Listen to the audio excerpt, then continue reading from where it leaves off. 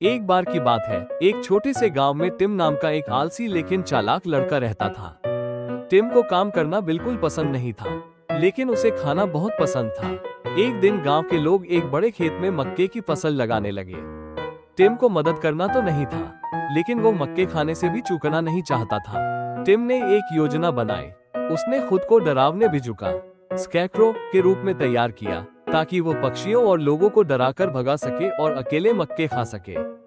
वो खेत में खड़ा होकर बिजुका बनने का नाटक कर रहा था, लेकिन जब पक्षी आए तो वे बिल्कुल नहीं डरे।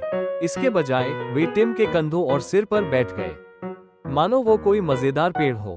टिम ने उन्हें भगाने की कोशिश की, लेकिन पक्षी खुशी खुशी चहचहाते रहे। गांव के लोगों ने टिम को पक्षियों से घिरा देखा और हंसने लगे।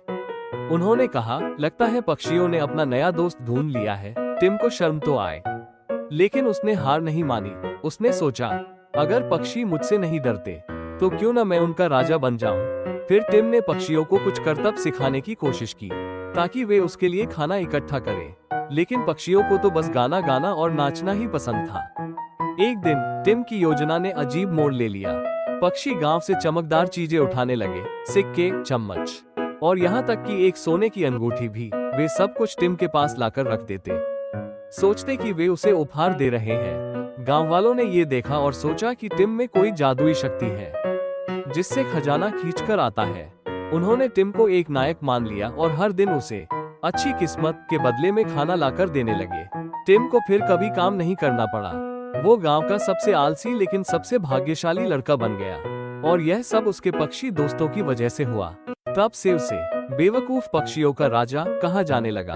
टिम अपनी इस मूर्खतापूर्ण योजना पर हंसता रहता, जो सच में काम कर गई थी।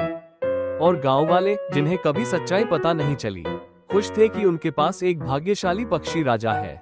और इस तरह सब खुशी खुशी रहने लगे, सिवाय उन बेचारे पक्षियों के, जिन्हें हमेशा नाचना पड़ता था।